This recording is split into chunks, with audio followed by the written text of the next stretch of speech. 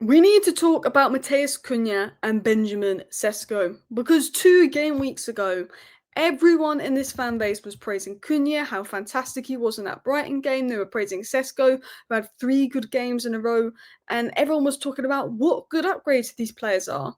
2 games go by, 2 games that weren't Cunha's best games, that weren't Sesko's best games, and all of a sudden, this fan base has decided Sesko's shite, Cunha's shite, because Garnacho's got 2 assists and Cunha's got 1. We must have downgraded. Guys, Garnacho went about 22 games without a goal and assist last season for Manchester United. You know, yes, Cunha was trying too hard. Yes, Cunha didn't have his best game versus Tottenham. But do you seriously think if we'd have kept Garnacho and not signed Cunha, we'd be playing any better? Absolutely not.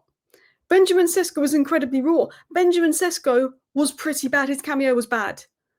But does 2 bad games all of a sudden mean that Benjamin Sesko's a crap player and never going to be Man United level when he's 22 years of age, he's raw, he's come to a new league? Like three games ago, and the way that Cunha and Sesko has been spoken about as this fan base was if they were amazing upgrades.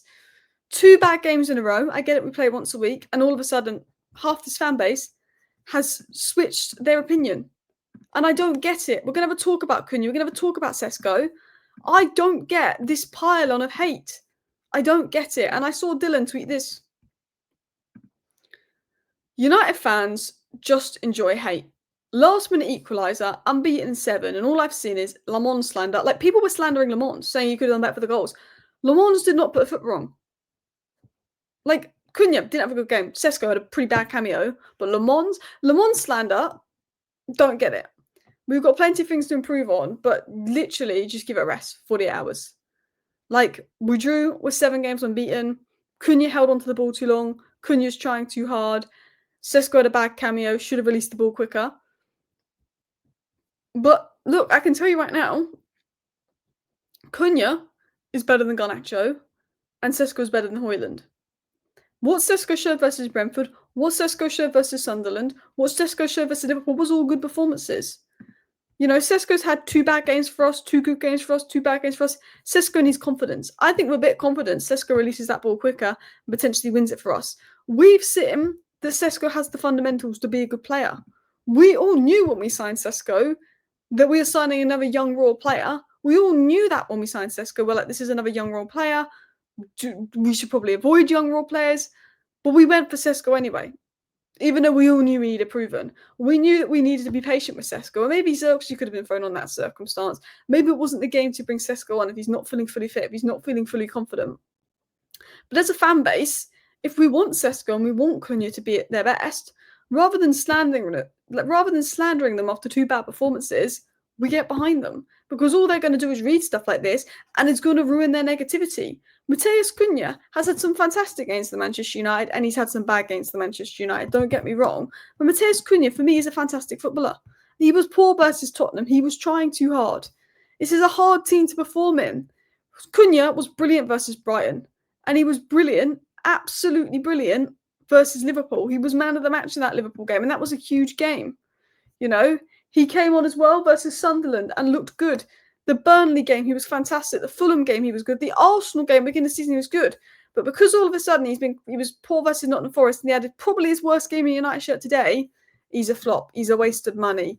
He's an aesthetic player. Cunha's not a team player. Okay, he's a bit selfish. Okay, he holds on to the ball too much. But people have just decided all of a sudden that Cunha's a selfish player. Well, Garnacho was selfish. I've seen people on our fan base bigging up Garnacho, doing Garnacho re-envisionment, Anthony re-envisionment, Garnacho re-envisionment. They would not be playing like that in a Man United shirt. Garnacho is doing well at Chelsea because he's in an environment to make him thrive.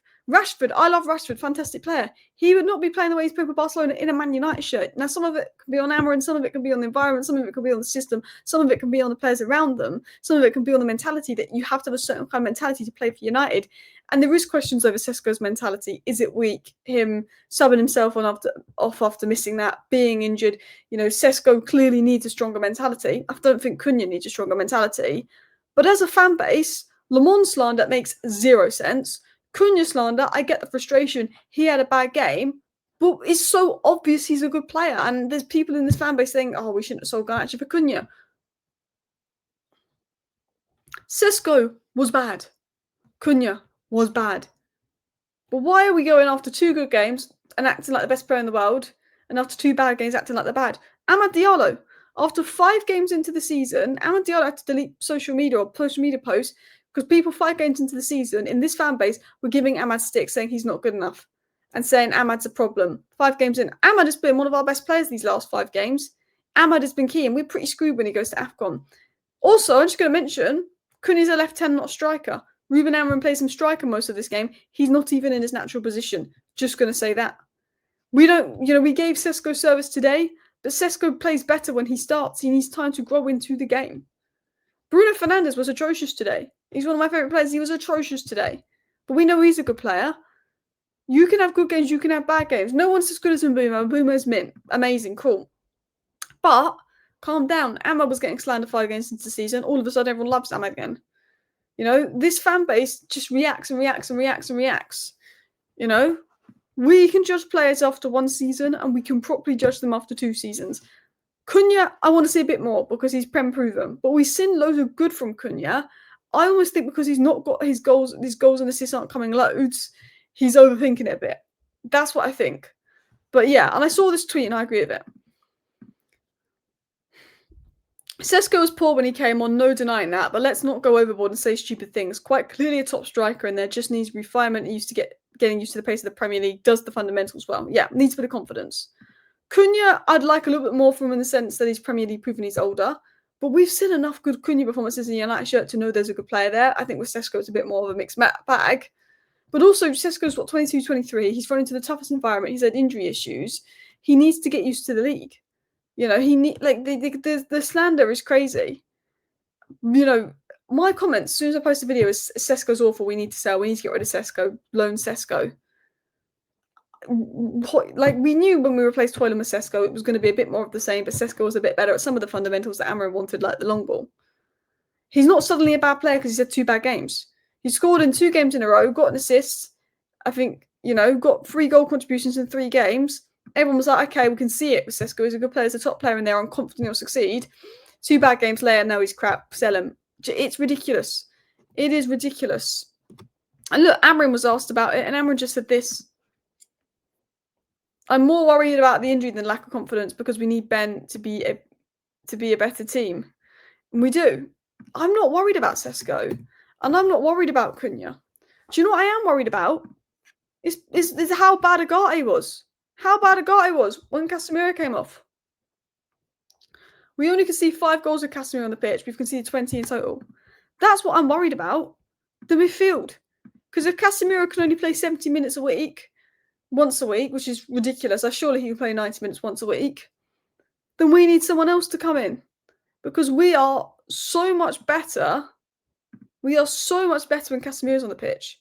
I don't care about Sesko this, Sesko that. I said it when we signed Sesko. He's going to be raw. He's going to have good games. He's going to have bad games.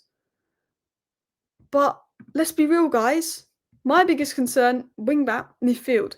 I just think this fan base is overreacting a bit. I do. I just think, I don't like the pile-on of hate. I don't like it. Anyway, thank you for watching. Let me know your thoughts down below. Bye.